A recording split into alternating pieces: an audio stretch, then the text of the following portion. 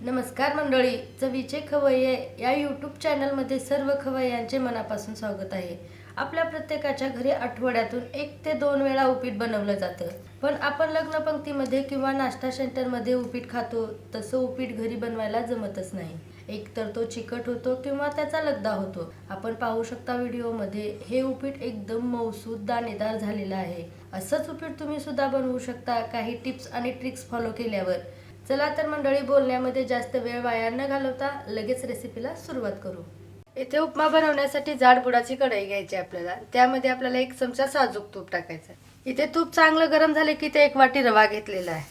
वजनी प्रमाणात हा 200 ग्राम रवा आहे आणि आपल्याला इथे रव्याला चांगल्या प्रकारे भाजून घ्यायचा आहे. 5 ते 6 मिनिटापर्यंत गॅस आपल्याला मंद ठेवून खमंग वास येईपर्यंत आपल्याला रव्याला असंच सतत चमचा चालवून परतून घ्यायचा आहे. इथे 2 ते 3 मिनिटापर्यंत मी चांगला रवा भाजून घेतलेला आहे. आता इथे तुम्हाला मी काही टिप्स देते. उपमा बनवण्यासाठी आपल्याला इथे रवा जाडच वापरायचा आहे. बारीक रव्याने उपमा चिकट होतो आणि त्याचा लगदा बनतो. रवा भाजण्यासाठी आपल्याला इथे साजूक तुपाचाच वापर करायचा आहे. तुपामुळे काय होतं, उपम्याला खमंग चव येते आणि फ्लेवर पण चांगला येतो. या उपम्याची चव नाश्ता सेंटर सारखी आणि लग्न पंक्तीतील उपमा सारखी होण्यासाठी आपल्याला इथे 1 चमचा जिरे वापरायचे आहेत आणि थोडासा रवा परतून घेतल्यावरच जिरे वापरायचे आहेत बरं का. सुरुवातीपासूनच जर तुम्ही जिरे वापरलं तर जिरे खरपूस होतील आणि उपमा आपला कडवट लागू शकतो. म्हणून थोडं 2 ते 3 मिनिटापर्यंत रवा भाजलत ना, त्यानंतर आपल्याला जिरे वापरायचे. 5 ते 6 मिनिट झालेले आहेत आणि रवा चांगल्या प्रकारे फुललेला आहे आणि एकदम खमंग सुगंध दरवळायला लागला ना, तेव्हा आपल्याला गॅस बंद करायचा आहे आणि हा रवा ह्याच पॅनमध्ये ठेवायचा नाही, एका आपल्याला प्लेटमध्ये काढून घ्यायचा आहे. इथे त्याच कढाईमध्ये 2 ते 3 चमचे साजूक तूप घेतलेला आहे आणि तुम्ही जर सुरुवातीपासून तेल वापरत असाल तर तेलच वापरा किंवा तूप वापरत असाल तर तूपच वापरा. मी रवा भाजायला सुद्धा तूप वापरलेलं म्हणून इथं तूपच वापरत आहे. तूप गरम झालेलं आहे. या तुपामध्ये आपल्याला हे 5 चमचे शेंगदाणे घेतलेले आहेत. शेंगदाण्याचा कच्चेपणा जाईपर्यंत आपल्याला असं परतून घ्यायचं. 2 मिनिटापर्यंत तुपामध्ये शेंगदाण्याला असं परतून घेतलेलं आहे आणि शेंगदाण्यासोबत आता आपल्याला इथे थोडे काजू, 10 ते 12 काजू घेतले आहेत आणि काजू असं तुकड्यामध्ये कापून घ्यायचे, म्हणजेच की मध्य भागातून फक्त 1 काप करायचा आहे. आणि यासोबत तुम्हाला जर मनुके वापरायचे असतील ते सुद्धा तुम्ही वापरू शकता. माझ्याकडे अवेलेबल नाही आहेत म्हणून मी नाही वापरले. शेंगदाणे आणि काजू कुरकुरीत होईपर्यंत इथं परतून घ्यायचं आपल्याला. गॅसला मंद आचेवर ठेवून काजू आणि शेंगदाण्याला कुरकुरीतपणा येईपर्यंत फ्राय केलेला आहे. आता शेंगदाणे आणि काजूला आपल्याला एका प्लेटमध्ये काढून घ्यायचं आहे. काजू आणि शेंगदाण्याला जास्त ओव्हर कुकिंग होऊ द्यायचं नाही, नाहीतर कडवट स्वाद येतो उपमामध्ये.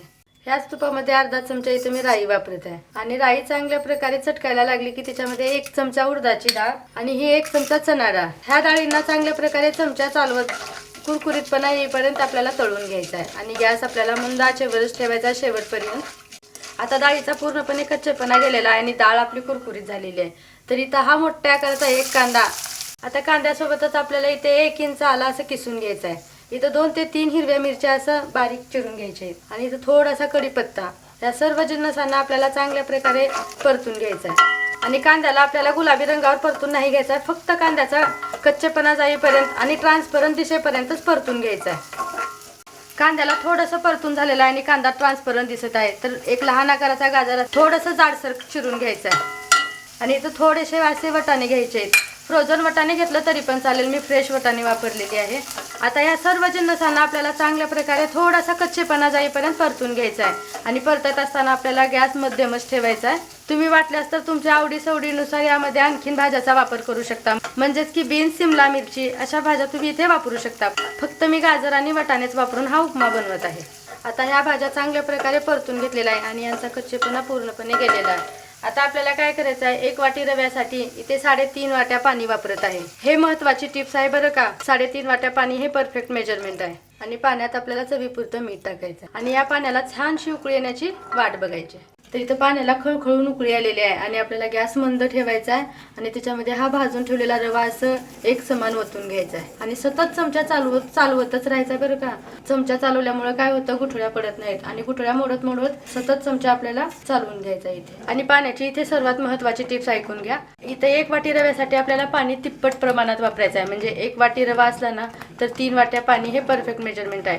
3 ते 3.5 वाटी पाणी इथे लागतं आपलं, म्हणजे जाड रवा वापरल्यामुळे ना पाणी जास्त शोषलं जातं.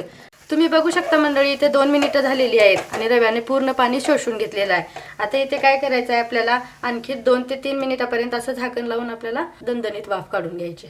2 ते 3 मिनिट झालेले आहेत आणि दणदणीत वाफ काढून घेतलेली आहे. आणि याच्यावरती आपण जे तळून घेतलेले शेंगदाणे आणि काजू होते ना ते पूर्ण काढून घ्यायचे. आणि नाश्ता सेंटर सारखी अप्रतिम चव येण्यासाठी इथे अर्ध्या लिंबाचा रस वापरायचा आहे. लिंबाचा रस पूर्णपणे ऑप्शनल आहे. तुम्हाला आवडत असेल तर तुम्ही वापरू शकता, नाही वापरलं तरी चालेल. आणि वरतून अशी बारीक कापलेली हिरवी कोथिंबीर टाकायची आहे. आणि ह्या सर्व जिन्नसांना आपल्याला उपीटामध्ये एकजीव करून घ्यायचा आहे. इथं आता गॅस बंद केलं तरी पण चालेल, कारण आता आपला उपीट तयार झालेला आहे. आणि जर तुमचं उपीट जास्त कोरडं वाटत असेल, असं तुम्हाला मोकळं मोकळं सुटसुटीत दिसत असेल, तर तुम्ही इथं अर्धी वाटी असं पाणी शिपडून टाकू शकता. आणि जर तुम्हाला उपीट जर चिकट वाटत असेल तर झाकण लावून आणि एखाद्या मिनिटापर्यंत तुम्ही याला वाफवून घेऊ शकता. आता हे पूर्णपणे आपलं उपीट तयार झालेलं आहे. आता याला मी सर्विंग बाउलमध्ये काढून घेते. पाहू शकता मंडळी, मऊ लुसलुशीत मोकळा उपमा तयार झालेला आहे. दात नसलेले सुद्धा आरामात खाऊ शकतात असा नाश्ता सेंटर सारखा उपमा काही टिप्स फॉलो केल्या ना तुम्ही सुद्धा घरच्या घरी सहज बनवू शकता. आणि याची चव तुम्हाला सतत घ्यावीशी वाटेल असा उपमा आपला तयार झालेला आहे. आता गार्निशिंगसाठी इथे बारीक चिरलेली अशी थोडीशी कोथिंबीर वरतून पसरवायची आहे. आणि थोडेसे असे डाळिंबाचे दाणे, आणखी थोडीशी अशी बारीक शेव. आणि बघू शकता तुम्ही मऊसूद तरीही दाणेदार उपमा, 4 ते 5 तास असाच नरम राहणारा उपमा सहज तुम्ही घरी बनवू शकता. अशाच नवनवीन रेसिपीसाठी चॅनलला सबस्क्राईब करा. चला तर अशाच नवनवीन रेसिपी सोबत पुन्हा एकदा भेटूया. धन्यवाद.